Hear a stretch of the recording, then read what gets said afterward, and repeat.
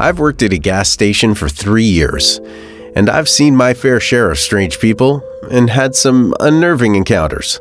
But for the most part, I consider myself lucky compared to other less fortunate gas station workers. But early this year, that changed. It was a typical night at the register, waiting out the long hours. This station was in the middle of a small suburban town, so traffic was low most nights. I was looking out the window at an empty road when a phone call came in. I took my time to answer it, but when I picked up, nobody responded. I didn't hear any breathing or people talking in the background like I would in most prank calls. It was just white noise. The nature of the call intrigued me for some reason, probably because I was bored. But after 30 seconds of waiting for a response, I hung up. I thought of maybe redialing the caller, but figured if it was a legit call, then they would call back themselves. After a few minutes, my mind moved on from the phone call and continued to be occupied by looking out the window. Although the gas station was in the middle of a suburb, all of the town would usually be dark by 1 a.m., leaving only the streetlights shining on the road. Everything past that was pitch black. The door opening jumped me out of my daydreaming. I looked over and saw a man walking inside and going toward the liquor section. He looked about 40 years old, wearing a dark blue hoodie and had a tired, unhappy look. He went between the aisles and started browsing. After a good 5 minutes of watching him walk back and forth like he couldn't decide on a drink, I stopped paying attention to him. I glanced over every 30 seconds to make sure he was okay, but that's about it. I looked back out the window and didn't see any cars, realizing he must have walked here. I turned my gaze back toward the man, but now he was gone. I shifted my eyes across all of the aisles, not seeing him anywhere. I nervously stepped around the corner and walked down the shop for a closer look, thinking he may have passed out on the floor or something. But he wasn't. He was nowhere in the shop. I even checked the restroom, but it was unlocked and empty. I loudly said, "Sir?" in a questioning manner as a last effort, but got no response. I went back around the counter and wondered if I was going crazy. The door never made the ring sound of someone entering or exiting, and I was sure I would have at least heard that. I rubbed my eyes and grabbed an energy drink from the shelf, sipping on it over the next hour to wake myself up. In the meantime, a few cars came in, but no more customers came inside. I took my phone out for a while, watching a podcast, and at some point I heard something in front of me. I looked up and almost pissed myself when I saw the man walking across the counter and out of the shop. He turned and walked along the front of the gas station until I couldn't see him anymore, and I was just frozen in place, being in shock for the entirety of my shift. I told the owner as soon as he walked in at 5 a.m. He assured me he'd look into it, but later texted me that nothing was missing from the inventory. The security system was apparently not super easy to access and go through, so with no reason to, he didn't check it, leaving me with absolutely no answers. The scariest part is that he didn't buy anything. He just walked in and disappeared for over an hour, then walked out, without saying a word or showing any reason to have been there in the first place. A few days later, when I saw my manager again, I tried one more time to convince him to check the security recordings, but he again refused. I quit soon after, only to find myself working at a different gas station across the town. Whoever that man was and whatever he was up to remains unknown. And for my own sake, I hope it stays that way. Did you know if you hit that like button, there's a good chance someone else's spine will get tingled by these stories? I live in an apartment located in a small neighborhood just west of a big city. It's got 8 units, but only 5 are being rented out, and the others are vacant. Like I said, this was a small neighborhood, and over the years, a lot of people have moved away, leaving the whole neighborhood feeling vacant. Closer to the city, though, rent became an unbearable amount, so I'm stuck with what I got. Honestly, it isn't terrible. It just wasn't all that nice. Anyway, a couple of months ago, I got home from work and did my nightly routine, then went to bed. Throughout that night, I kept waking up to noises from the room above me. Sounds of soft banging. random thuds, and occasionally someone walking around. I didn't know who lived above me, nor had I ever heard them making any noise before. I went to work in the morning with little sleep, wondering the whole day what they could have been doing up there all night.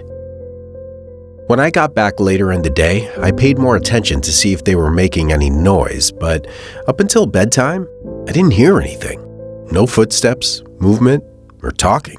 It wasn't until halfway through the night that I woke up to the same sounds I'd heard the previous night. As I groggily opened my eyes and listened more intently, I realized the noise was much louder and not from above. I got up and walked out into the living room, where the door to my unit was, and from there, I could hear the noises coming from out in the main hallway. I looked out the peephole, but didn't have a good view of the hallway, only able to see the door to the room across from mine. I heard the footsteps begin to walk further away and soon begin going up the stairs, followed by a door slamming shut.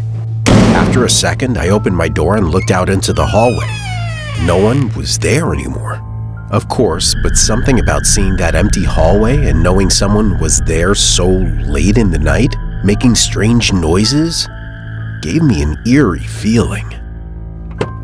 I closed and locked the door, then stayed up for another 10 minutes before getting back in bed and falling asleep, only to wake up less than an hour later to a loud knocking at my door. I got up and crept out of my bedroom and over to the door, leaning forward to look out the peephole. There was a man looking at my door with his hands in his jacket pockets. He banged on the door again, then quickly tested the door handle, shaking it to see if it was locked. He started getting antsy, looking down the hallway multiple times before I saw him mouth some words toward the other end of the hallway, like he was communicating with someone. It was then that I understood the possible severity of the situation and ran to get my phone. Still trying to be as quiet as I was on the line with the police, they banged on the door multiple times before I heard 2 sets of footsteps running upstairs and into the room above me. No more movement was heard until the police arrived. I told them where they went, and they found the room above mine to be vacant, with 2 men hiding in the closet along with trash scattered around. They admitted to breaking in and using the room as a living space, but they denied giving any details on what they were doing during the nights or why they came up to my door with aggression. While they were taken away, I don't believe their sentencing was harsh due to them being homeless and not getting charged with any dangerous acts or attempts. That night was the most afraid I'd ever been, and while they expressed no details to the police, I think they had something horrible going on upstairs. And I think they had something terrible planned for me. Last fall, I went camping in the woods behind my house. I live in a rural area near the Appalachians, so camping, hiking, fishing, all of that is a big part of my life. I went out with no real plan in mind, aside from going up a 4-mile trail to a campsite and setting up there for 2 to 5 days, depending on how I felt. I left early, before the sun was out, and got to a good site around noon, setting up my tent and getting comfortable. Then I gathered my fishing gear and headed to a pond that was a 1/4 mile down. As far as I know, nobody else comes here. It's very far from the main attractions of the Appalachian Range, and the only reason I went there a lot was because it was in my backyard. I could just pick up my gear and come out whenever I wanted. I'd never seen a person or even signs of people out here in the 10 years I'd been camping in the area. So I was reasonably confused when I heard someone yelling. It was right by the pond, but the yell came from the woods opposite of my campsite. For those who don't know, telling the distance of a sound in a mountain range is nearly impossible, given echoes, trees, and water either dampening or projecting the sound to distort the distance. The voice sounded close, but what they were yelling wasn't clear, so I assumed they were actually far away, maybe a group of friends messing around. But it was definitely odd to hear someone way out here, especially yelling or calling out like that. I fished for an hour, getting some decent catches, then headed back to the tent and built up a small fire and started cooking as the sun went down. Just as it got dark, I heard that voice again, calling out in the distance. It was much louder and clearer this time, seeming like it was just off in the woods by my campsite. It was too dark to see more than a few trees away, which added to the tenseness of it all. All I could tell from their voice was that it was a young male, but the calling now sounded more like screams of pain.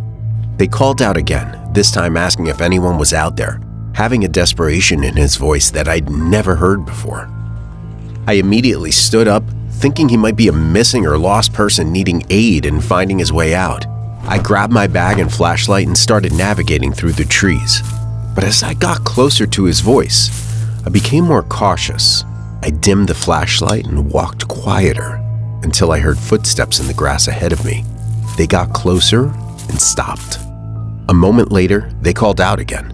I peered into the darkness where they had to be standing, somewhere just a few feet away. Then I lifted the light and turned it on.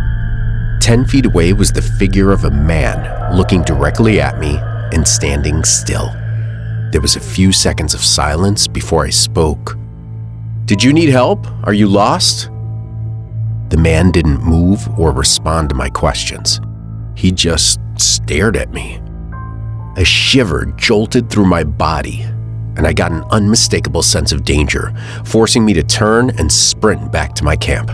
I undid my tent and packed up, shifting my light around the trees the entire time to see if he followed me. I ran back home, twisting my ankle and losing my footing several times from my body shaking in fear. Whoever I saw out there didn't look like they needed help, but seemed to be luring me in as if they did. I don't know of their intentions, but the circumstances of being out in the secluded woods at night only disturbed me further. I haven't been back to that area since, and I don't think I ever will. Thanks for listening. If you want to help build the True Chiller community, like, subscribe, and share.